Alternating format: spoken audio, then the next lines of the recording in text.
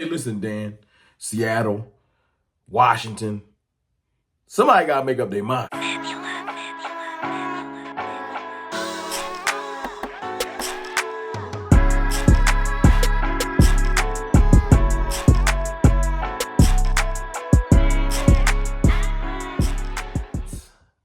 Good people, it's your boy, Mr. Rome. Cowboys fan talk, right back, like I never left. What's up with y'all, man?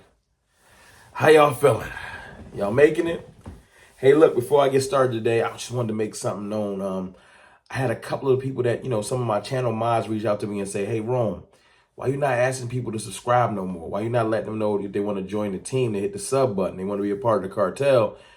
And I didn't have an answer. I've been so focused on the fact that the team let us down and just things like that. I just haven't really been thinking about saying, hey, hit the sub button. So if you want to join the team, you want to support, hit the sub button. I would appreciate it.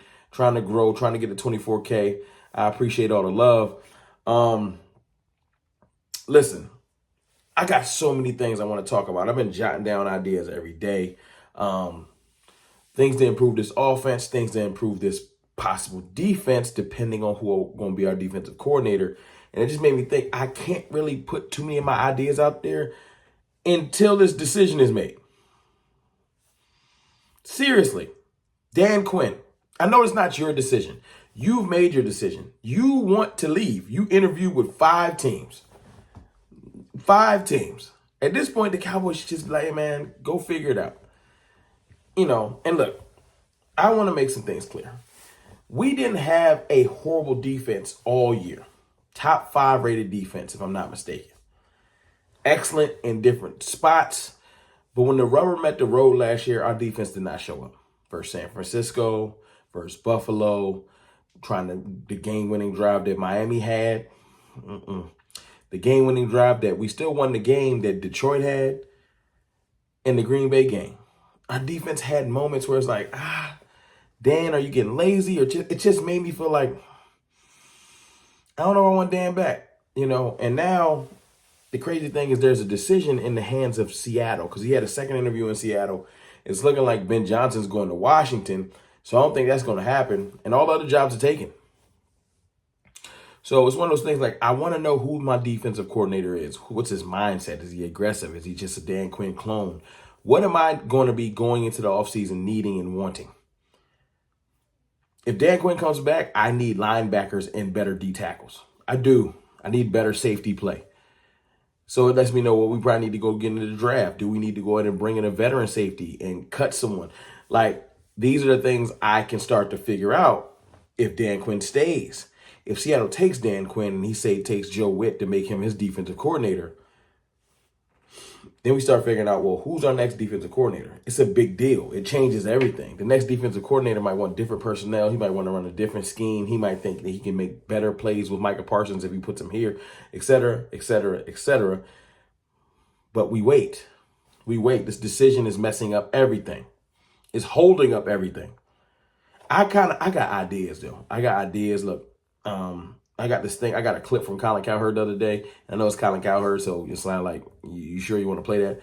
Where he was cooking. And I was like, I want to share that with the people. I want to talk about that because it's how I feel.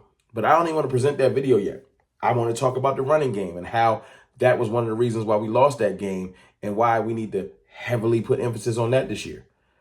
I want to talk about different running back aspects. Saquon Barkley talking about he'll be on another team next year. Do we go after King Henry? Do we draft Benson? Do we go after Corum? Do we draft and sign a running back? Because the running back room is going to look depleted. Do we bring back Rico? Do we re-sign Tony? I don't want to re-sign Tony. But I'm just saying, like, there's a lot of different things. Do we go get a receiver at 24 and just load this clip?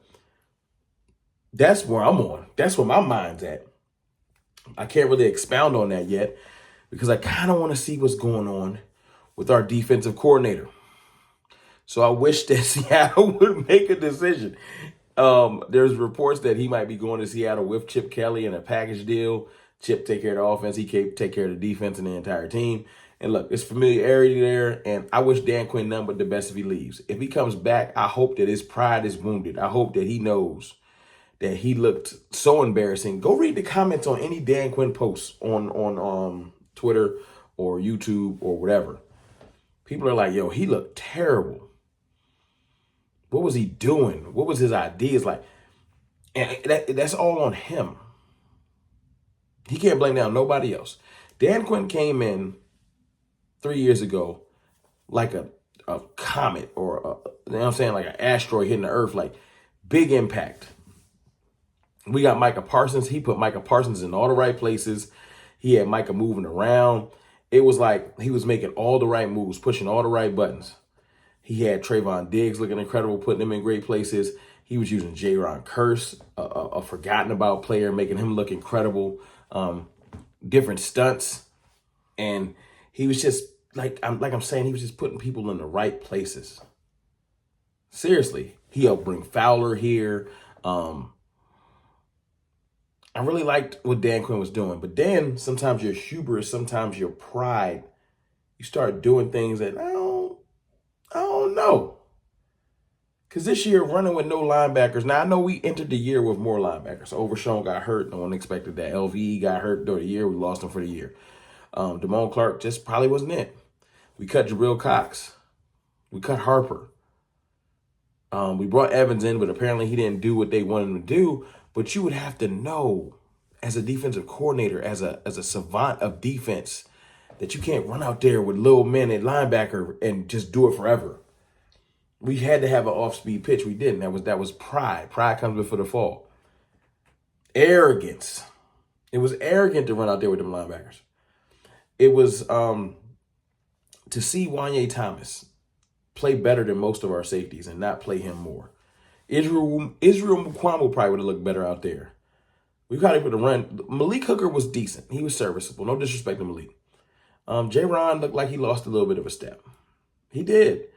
And that's no disrespect. I love J-Ron. I love his attitude. I love his leadership. But if you lose a step, you lose a step. And it would have been more so like, I need to just see. We had a couple games in there where you could have been like, Wanye's probably better than J-Ron. And he's a professional and he's paid. And if you lost a step and somebody else is playing better than you, it's up to you to have the gumption, the fortitude to sit J-Ron down. It ain't there no more. It ain't there no more. Like, these are the things that Dan Quinn stopped doing. He should have been pounding the table. Yo, go get me just actual linebackers. I can run Marquise Bell and some big nickel and stuff like that, but I can't run him as a legitimate just linebacker indefinitely. They should have known that. He ain't beat the table hard enough. He ain't raised his voice enough. At least I don't think he did. I wasn't there. But these are the things that made us just kind of be like, come on, Dan. Come on, Dan. And then Micah Parsons tailed off the last 2 years at the end of the season. It's up to you to figure out how to scheme to get him in the right place. Micah got a motor, but if he's getting beat up too much on the edge, figure it out. Just figure it out. It just seemed like he lost his fastball. And if he comes back to the Cowboys, hopefully, sometimes you got to destroy the rebuild. The fact that he's been denigrated and disrespected and laughed at and joked at will make him go back to the drawing board and maybe bring some of that Dan Quinn magic back. We still was a playmaking defense. We still got a lot of turnovers and things like that, but it's time for us to evolve. We need to be a good defense. There's no reason. I know Dak threw two interceptions. I know. Trust me, everyone tells me. But our defense, as good as it has been, should have been able to hold that game tight enough to where we got our bearings in offense. It should have. It was out of order. It was just out of order. 27 to 7 or something like that. It was crazy. 0. Nah. That game bare minimum should have been like 14. 14. Let us get back into the game slowly but surely. But anyway, it happened. We got blown out. Looked terrible. Don't want Dan Quinn back. At least I don't. But right now, it's all hinging on that decision. It's all hinging on this decision by Seattle. If Seattle does not bring him back, either the Cowboys are going to grow some balls and just dismiss Dan Quinn, or they're going to bring him back and we're going to run it back just, and just try to hype ourselves. I don't even know what we're going to do. It's not going to be happy. If Dan Quinn does get the job, then a little bit of hope is going to creep in because we're going to say, a little bit of newness. Now we're going to see who we're going to bring in. I don't want Dan Quinn Jr. Let Joe Witt go work for Dan Quinn. I want some differences. Because last year, our defense started to look terrible. But y'all let me know in the comments how y'all feel. We all waiting.